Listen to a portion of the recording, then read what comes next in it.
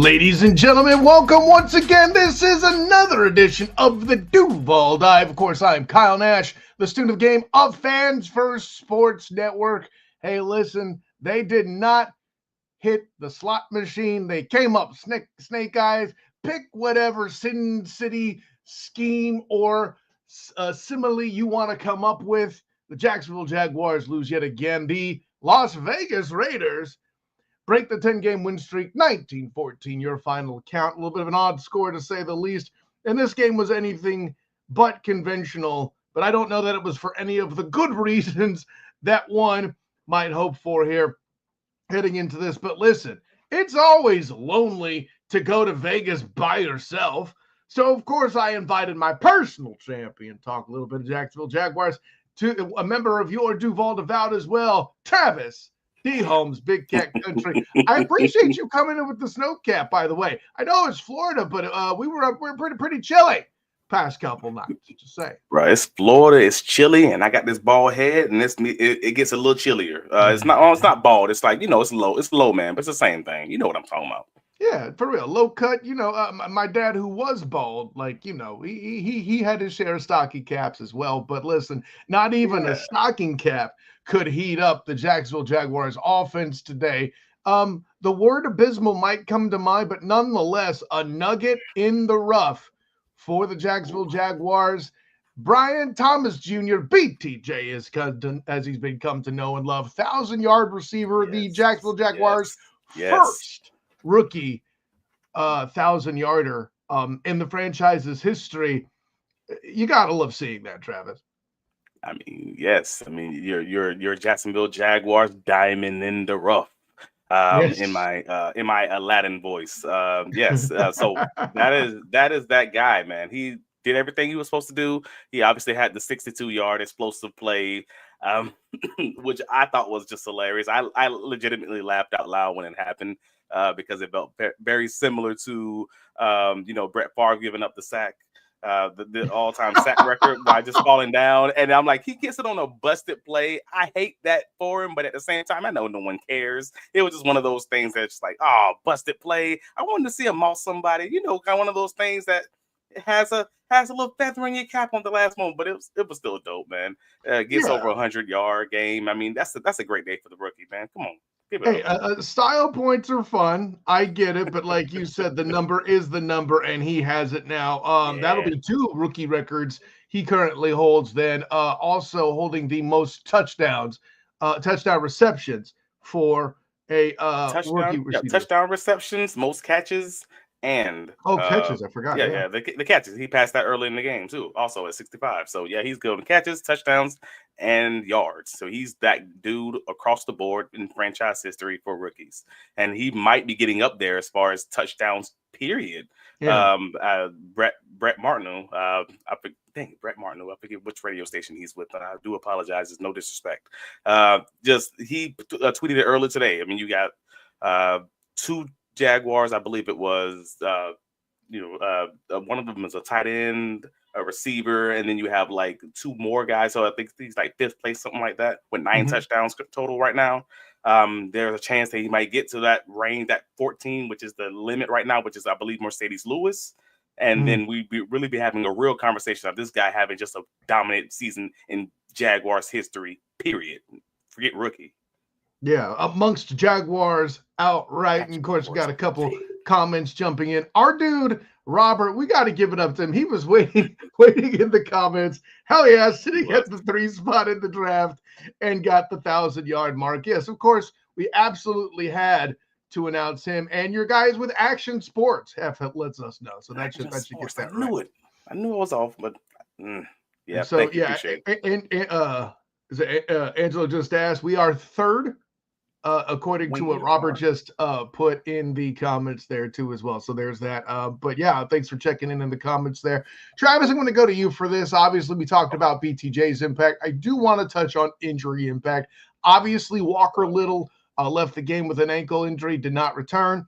Darnell Savage is in concussion protocol. There were more injuries with that, but those were the 2 that left the game and did not return. Others of import and mention, of course, are Jarian Jones, Anton Harrison, as well as Tyson Campbell as well. Of course, Dewey, Andrew Wingard got in there, which, by the way, the announcers could not handle his name. Tiki Barber was struggling just like he did before Tom Coughlin got there. There's your Jaguars tie-in to that reference, by the way. But bro, with I all was so that, close, this close to putting Dewey as my defensive player of the game. Not because I fully believed it, but because the fact that he was up there, it made me laugh because he did really have some like 3 good plays in the second half. Those pass deflections. And I mean, he was doing his job. That's what Dewey. One thing Dewey's not gonna get is exposed as far as like beat deep or just blowing the coverage, something like that. Like Dewey's gonna do his job. Dewey is Mr. Do My Job. Like he might not be the highest athletic guy, but that's just who he is, unfortunately or fortunately, however you want to kind of categorize that. But he's a guy who's never going to lose his job by like busting coverages and being out of position, kind of that thing. And he 3 pass breakups in the half of a game, that might get you some recognition, man. It is what it is. Yeah, absolutely. Listen, he may not play for the Patriots, but he's a do your job guy. He may not be getting recruited in the living room to go and be a Tar Heel, but he is a do your job guy. I like that description. That's it. 100%. But yeah, getting into it, listen, throughout the game, I thought, once again, I got to point out this stat. It's something we touched on. It was the last short we had on the Duval Dive YouTube channel talking about this very topic. The Raiders were an abysmal 4 of 13 on third down. That's 9 third down stops resulting in some sort of a kick or something, right? Yeah, man. And yet, I think it's 2 of those or 3 of those were all in the fourth quarter, a complete fourth quarter breakdown to just when you get that lead back, you make it 14-13. Travis is doing the BTJ is awesome dance or however that goes. I'm sure it's a lot more rhythmic than what I just did. But then here comes the breakdown with the defense again. And this is after Travis seeing the defensive tackles having what might be their best game of the season, granted against a wrecked offensive line for the Las Vegas Raiders. Way to point that out, man. Like the interior D-line did their thing, man. And that's not just Mason Smith. That's Mason. That's Eric Armstead. Mainly those 2 guys, from my perspective, at least. I know I'm going to miss a guy here or there. Sorry. But the fact that they had moderately consistent pressure, the fact that they had a rookie quarterback who held the ball a lot long. Like I'm ready to see the time to throw stats from next gen stats just to confirm it. But I'm pretty sure this is going to be even higher than last week's number for Aaron Rodgers, who was fourth highest in the league as far as time to throw. This rookie was taking a lot of impact, a lot of sacks, a lot of pressures as far as that's concerned at some extended periods. We'll say he was holding the ball. So he helped the Jaguars defense out, but the Jaguars defense did what they were supposed to do on as far as the interior rush. And yet, we are here. But I'm not necessarily sad about it. It's just kind of an observation. This is where we are. This is walking into this game, a 2-win team with a backup quarterback missing their best, their best player as far as the defensive player, Max Crosby on IR. Yeah. Well, and then Christian Wilkins also has been out since October as well. Yeah. Right. And nevertheless, it didn't seem to matter much. I mean, the Jaguars still struggled doing the basic things as far as offensively. It was just rough. And I said it early in the game. I'm like, this is a battle of bad quarterbacks. I'm not going to lie to people. It was a hard watch if you're a fan of either franchise. One quarterback does not have the arm talent to get it there, being Matt Jones. He might see the guy who's open. He just can't get it to him. And the other guy is not seeing the field well. And that's the rookie Aiden O'Connell. This just kind of is what it is. And that's kind of what you watched. So I would love to give the defense all the credit because you can only beat who you line up against, who you play against. But also, that rookie was not playing well. And we still found a way to lose against him. Yeah, and that's what's the murder, too. And I get it. Like, Trey Tucker made a fantastic catch on Tyson Campbell. The dude's falling backwards towards the sideline. That was a good play. I'm not going to take that from him. But just to have so many chunk plays allowed, I don't know what it was they saw in the scheme. Maybe you'll have something to point out in a show don't tell in the next edition of the Duval Dive. But there was some stuff there that I felt like, they were doing some things. They were crossing the field. They were for whatever reason. And granted, if you're going heavy man and you're crossing the field, that's going to be a thing. I don't know. I don't know how much of that was a factor. I am awaiting for your But all that's how. 22 But that's feedback how. myself. That's how all the teams beat us, though. That's not new. It's not different. It's just it's coming. It's just yo, man. You on defense got to beat the guy on offense. You know they're going to run it. We all know they're going to run it because this is kind of one of the. This is how one of the ways you're going to beat this defense. Crossers getting across their faces and exposing their lack of discipline and keeping their leverage as far as the safeties are concerned, who's helping out, or as far as the linebackers are concerned, who's helping out. As Hef just said, need to have a real conversation about Devin Lloyd because that's one of those leverage guys. I was going to fire it up, and I think we touched on this a little bit too, but let's dive into it a little here. I still think that's a question, and granted, I am not a Devin Lloyd defender. I have been critical at times too. Before I open as if I'm a Lloyd stan. That's not what's happening here. But I will mention that I think part of the element is scheme, right? Devin Lloyd got beat down the field by Davante Adams last week. Okay. Yes. I had to pause for a minute. I was like, wait, they're playing the Raiders this week, but he's not, whatever. But he got beat down the field by Davante Adams last week because the Jets were able to take advantage of a just wildly predictable scheme. And correct. I'm not putting who on earth can please understand this. Like I can't blame Devin Lloyd for coaching being predictable. But a lot of teams, what coverage they're going to play. If you play against the Indianapolis Colts, everybody laughs about it, but we know this is Gus Bradley. They're going to play that old Seattle Seahawks cover 3 defense, bend but not break. And before you get off the bus what coverage they're going to play.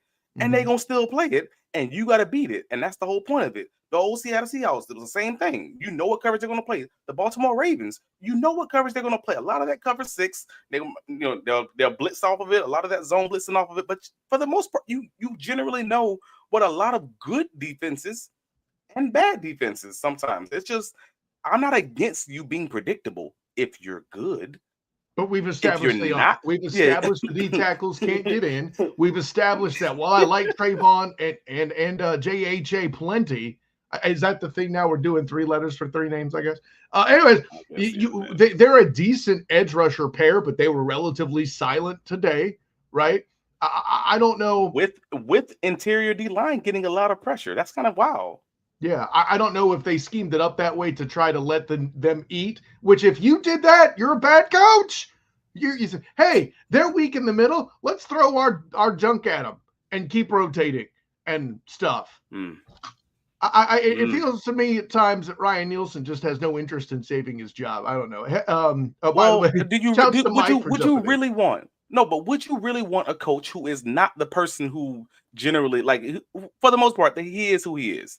Like he's not significantly different than a Dennis Allen, who is same tree, same time, same line. Right.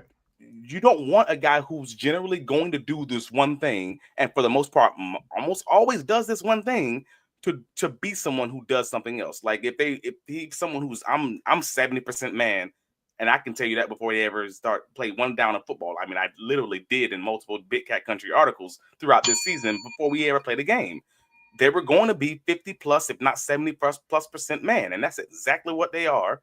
And do you want that person to be a 50% zone team? No, because every time they've done it, they've gotten exposed so badly.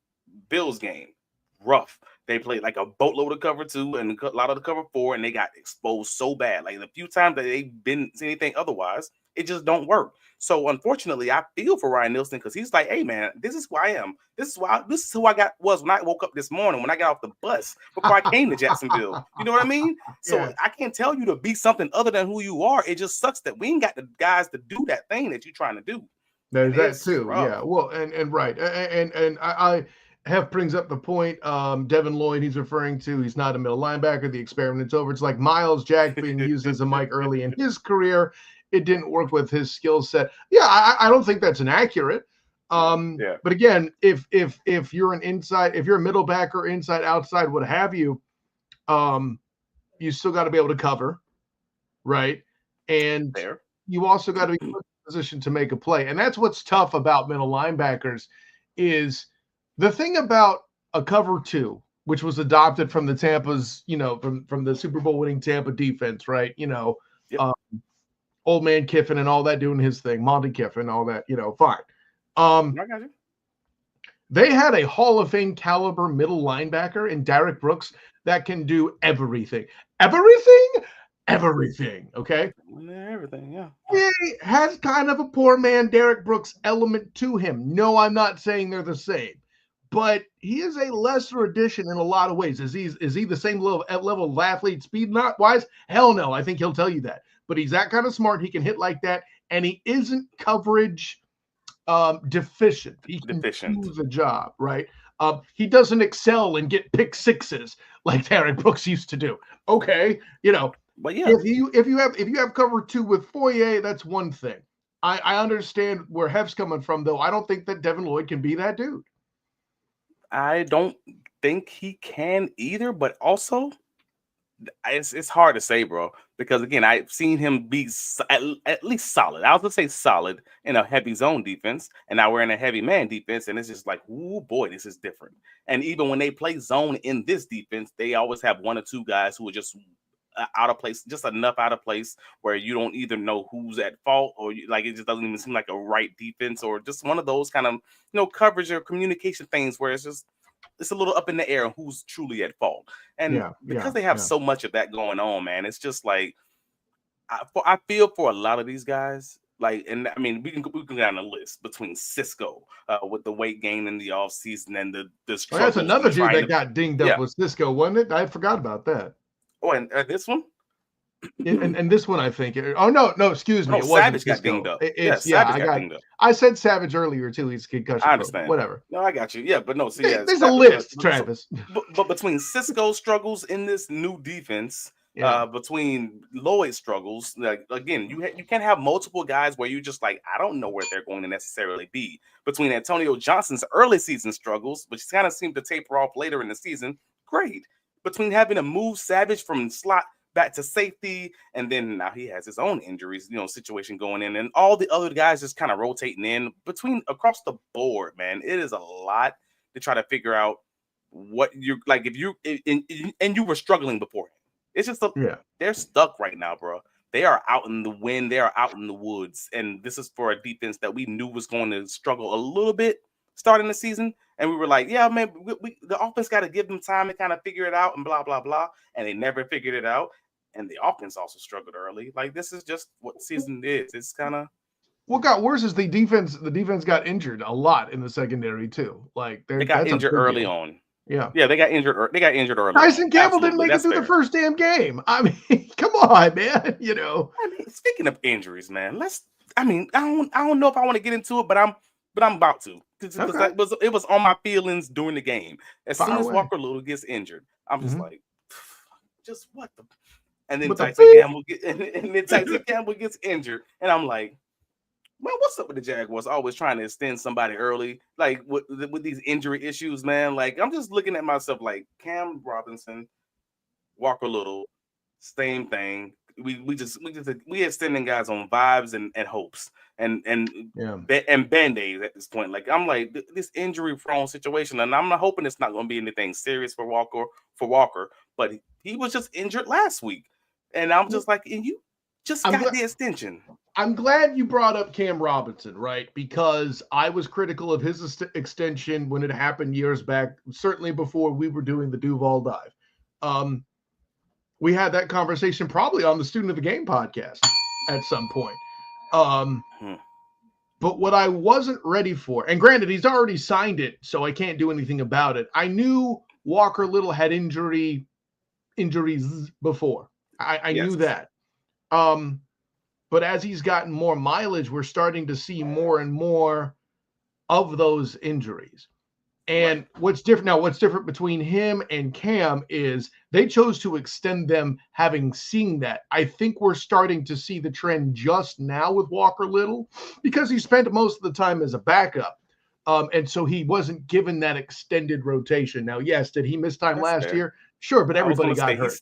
He still did miss time in all these seasons, and despite the fact that he didn't even have extensive time. You know? Well, That's and the weirdest part about it. last year I think was the first year where he had extended time and missed a lot. And we're getting to that now. This year too, he missed a lot because it's that whole Cam Robertson questionable to return. Cam never really missed a lot of games, but boy, he was always hurt or limited in practice or what have you. And that's what we're starting to see with Walker Little. Right, but Walker Little, again, 2023, he Yep. still had the knee injury. He had the knee injury in week 6, which Yeah. was also week 6 and 7. He had the hamstring in week 14. Yeah.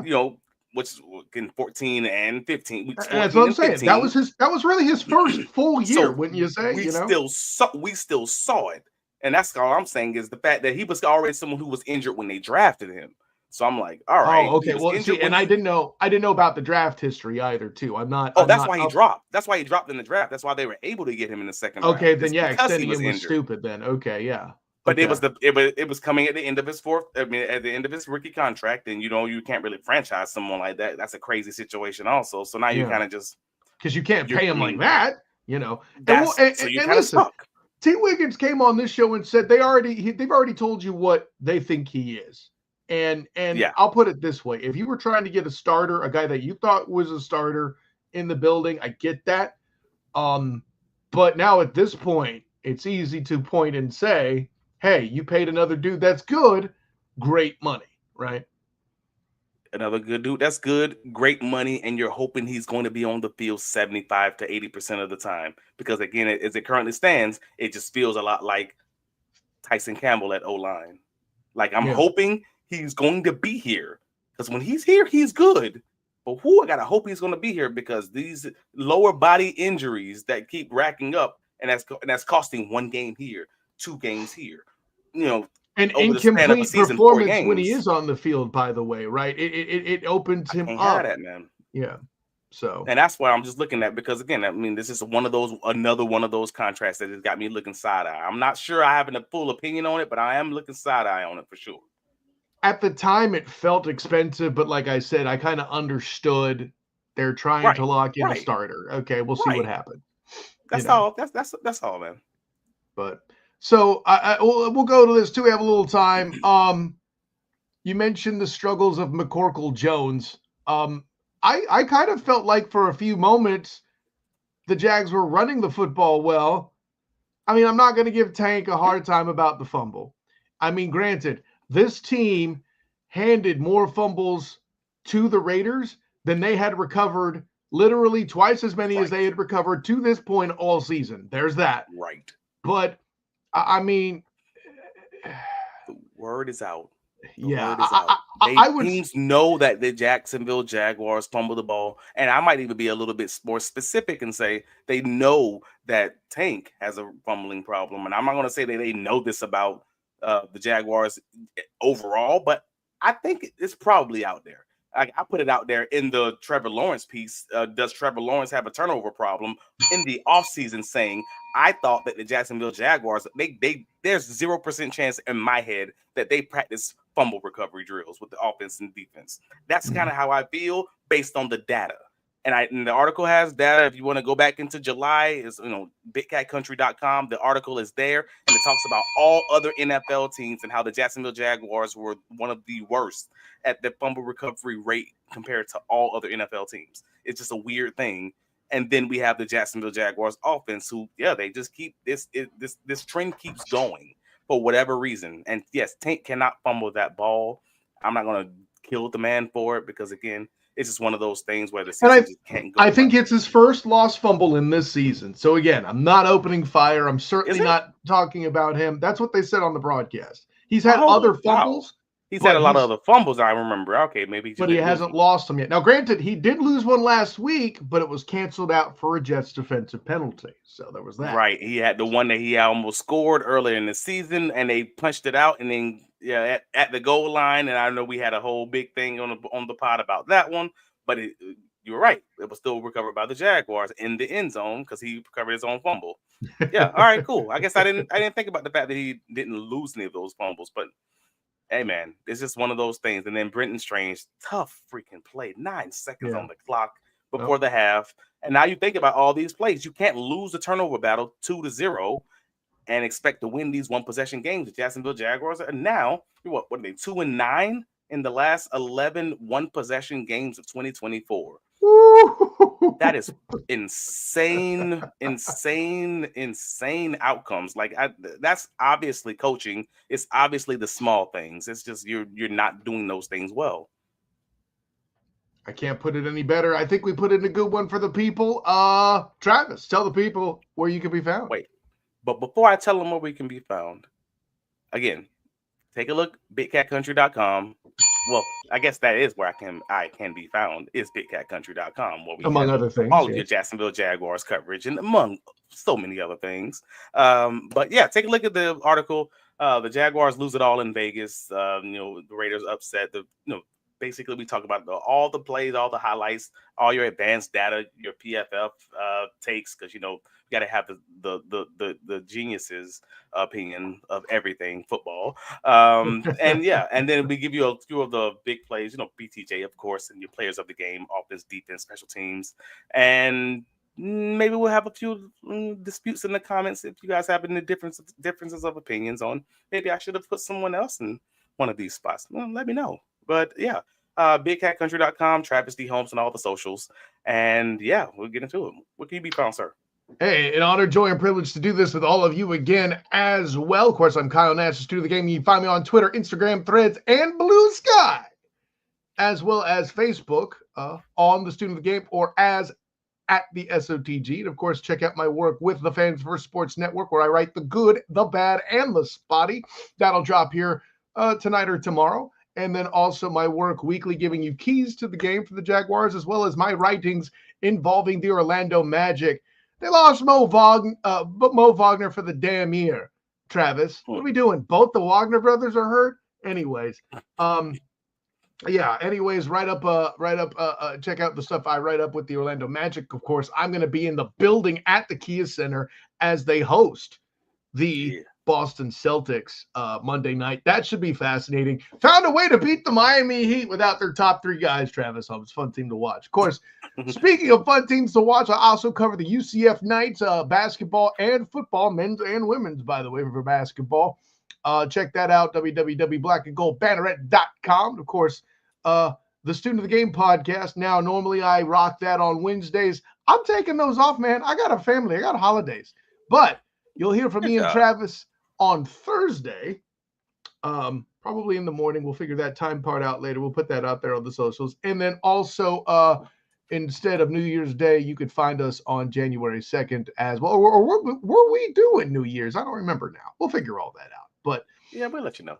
But it's definitely going to be the day after Christmas. So if you're inclined to check things out while you're returning whatever 5 pairs of socks your grandma gave you, you can check us out as well on your mobile device. So, of course, if you happen to subscribe to the Duval Dive YouTube channel, it's crazy stuff. Yeah, and Cyclops mentioned out for the year. Yeah, dude, it's crazy. Losing Big Mo's a problem. But for Travis D. Holmes, I am Kyle Nash, the student of the game. Until next time, everybody, class dismissed.